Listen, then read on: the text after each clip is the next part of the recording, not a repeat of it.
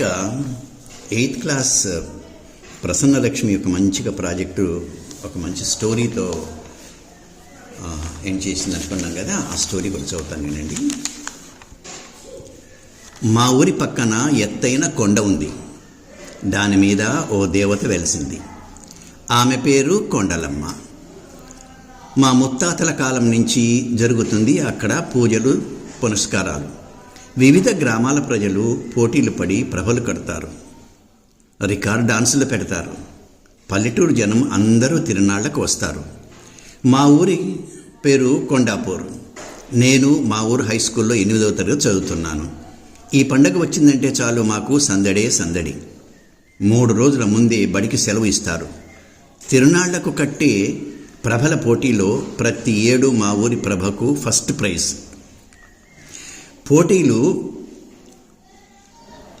అడుగు ఎత్తు పెరిగే ఈ ప్రభను విద్యుత్ దీపాలతో అలంకరిస్తారు.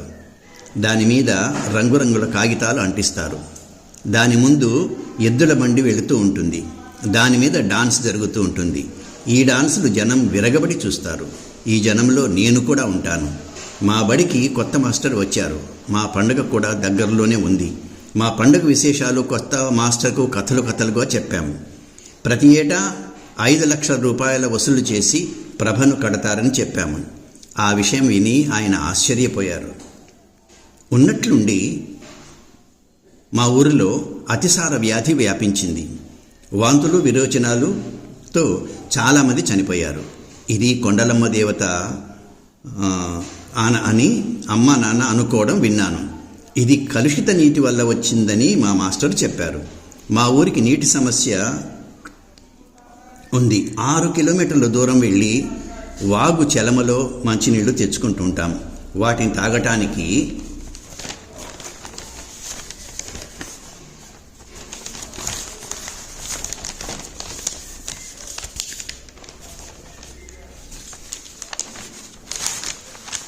వినియోగించుకుంటాం.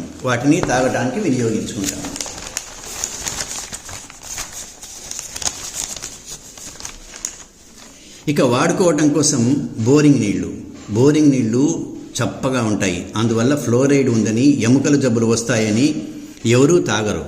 గతంలో జన్మభూమి సభల్లో చెప్పారు. అందువల్ల మా ఊరిలో చాలామందికి మోకాళ్ళ జబ్బులు, పంటి జబ్బులు వచ్చాయని కూడా చెప్పుకుంటుంటారు. మరి వెళ్ళి మంచినీళ్లు తెచ్చుకోలేని వాళ్ళు ఊరిలో ఉన్న పాడుబడిన బావిలో వాడుకోవటానికి, తాగటానికి వాడుకుంటారు. ఈ సంవత్సరం ఎండలు మండిపోవడం వల్ల వాగులో నీరు, చలమల్లో నీరు, చుక్క నీరు కూడా లేకుండా పోయింది. ఇక పాడుబడిన పాత బావే అందరికీ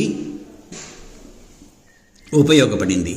ఆ నీరు తాగినప్పటి నుంచి గ్రామాలలో అతిసార వ్యాధి వ్యాపించింది. ఇది చెప్పడం నాకు తెలిసింది. వైద్య ఆరోగ్య అధికారులు వచ్చారు. నీళ్లను పరిశీలించారు. అత్యవసరంగా గ్రామానికి మంచినీరు ఏర్పాటు చేయాలని చెప్పారు. లేకపోతే వ్యాధి అదుపు చేయడం కష్టమని అన్నారు. మరికొందరు అధికారులు వచ్చారు. కొంత డబ్బు గ్రామస్తులు ఇస్తే మరికొంత డబ్బు ప్రభుత్వం వేసి ట్యాంకు కట్టి నీటి సరఫరా చేస్తామని చెప్పారు. దీనికి 10 లక్షల రూపాయలు ఖర్చు అవుతుందని, ప్రజల వాటా 2 లక్షలు చెల్లించాలని చెప్పారు. మా ఊరు చందాల వేటలో ప్రారంభించారు. 2,000 రూపాయలు కూడా కాలేదు. ప్రజలు మంచినీటి పథకం ఆగిపోయింది. మా కొండలమ్మ ఉత్సవం మరో నెల రోజుల్లో ఉంది.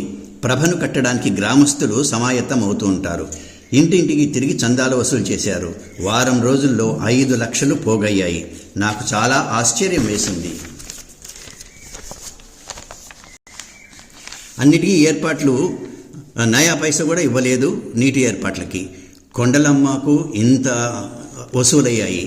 నా చిన్న బుర్రకు మంచి ఆలోచన వచ్చిందే తడవుగా దానిని ఆచరణలో పెట్టాను. ఆ రోజు రాత్రి బొడ్డురాయి సెంటర్లో అందరూ పిచ్చాపాటి మాట్లాడుకుంటున్నారు. నేను పని ఉన్న దానిలా వారి వద్దకు వెళ్ళాను.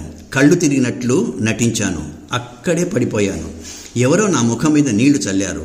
ఊగుకుంటూ లేచి నిలబడ్డాను. అందరి వైపు ఒక్కసారి చూశాను.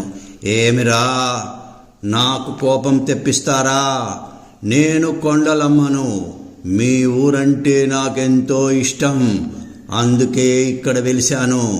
పోయిన ఏడాది నాకు కట్టిన ప్రభలలో దోషం జరిగింది. ప్రభల పోటీలలో ఫస్ట్ రావాలని అర్ధనగ్న డాన్సులు ఏర్పాటు చేశారు. అది నాకు అసహ్యం వేసింది. అందుకే అతిసార వ్యాధి రప్పించాను. అనేక మందిని పొట్టనబెట్టుకున్నాను. ఈ ఏడాది నాకు ఘనంగా ఉత్సవం జరపొద్దు. అసలు మీరు ప్రభనే కట్టద్దు. అప్పుడే మిమ్మల్ని క్షమిస్తాను. మీరు వసూలు చేసిన డబ్బుతో ప్రజలకు ఉపయోగపడే పనులు చేయండి. నేను సంతోషిస్తాను. మిమ్మల్ని కాపాడతాను అన్నాను. ఏమి ఎరగనట్టు కళ్ళు నులుముకొని, నాకు ఏమైంది, నేను ఎందుకున్నాను ఇక్కడ అన్నాను. అప్పటికే ఊరి జనం సగం మంది పోగయ్యారు. నాకు సాంబ్రాణి పొగవేశారు. బాలవాక్కు, బ్రహ్మవాక్కు. కొండలమ్మ ఈ బాలుడి ద్వారా విషయం తెలిపింది అనుకున్నారు. ఆ తర్వాత వసూలు చేసిన డబ్బును ప్రభుత్వానికి గ్రామస్తుల వాటాగా చెల్లించారు. 6 నెలలకు మంచినీటి ట్యాంకు ఏర్పాటు చేసింది ప్రభుత్వం. ఇంటింటికి పంపులు వేశారు. ఏళ్ల తరబడి మంచినీటి సమస్య సతమతమయ్యే మా గ్రామం ఇప్పుడు ఇతర గ్రామాలకు ఆదర్శంగా నిలిచింది. స్వయం కృషితో మంచినీటిని ఏర్పాటు చేసుకున్నందుకు జిల్లా స్థాయిలో ఉత్తమ గ్రామంగా అవార్డు ఇచ్చారు. కలెక్టర్ వచ్చి మెచ్చుకొని మరిన్ని సదుపాయాలు కల్పించారు. ఇంతకు వీటన్నిటికీ కారణం మా కొత్త మాస్టర్ అనే సంగతి నాకు తప్ప ఇంకెవ్వరికీ తెలియదు. ఇంకా ఉంది చెప్పటానికి. మా ఊర్లో ఇంకా చాలా పండుగలు వస్తాయి. అవి అన్ని రకాలైనటువంటి పండుగలు ఉంటాయి. క్రిస్మస్ పండుగ ఉంటుంది, రంజాన్ పండుగ ఉంటుంది, రకరకాల పండుగలు ఉంటాయి. అన్ని పండుగలకు ఇదే రకంగా చేశారంటే వృధా ఖర్చు లేకుండా ప్రతి గ్రామము అద్భుతంగా తయారవుతుంది అని మా మాస్టర్ కూడా చెప్పారు. ప్రయత్నం చేద్దాం.